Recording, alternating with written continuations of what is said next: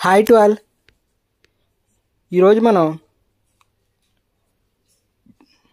Password సాధారణంగా మనం సిస్టంలో ఓపెన్ చేసేటప్పుడు @ అని పెట్టుకుంటాం కదా.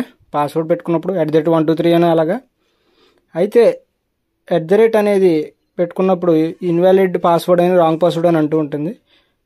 పొరపాటున ఇక్కడ లాంగ్వేజ్ అప్పుడప్పుడు మారుతూ ఉన్నప్పుడు మనం యూకే అని ఉంటే కనుక పైన పాస్వర్డ్లో పై సింబల్ పడుతూ ఉంటుంది.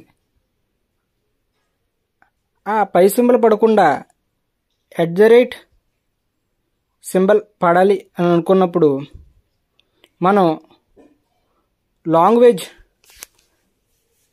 సెట్టింగ్స్లో ఇంగ్లీష్ యునైటెడ్ ఇండియన్ పెట్టుకున్నట్లయితే మనకు పాస్వర్డ్ @ అని పడుతుంది.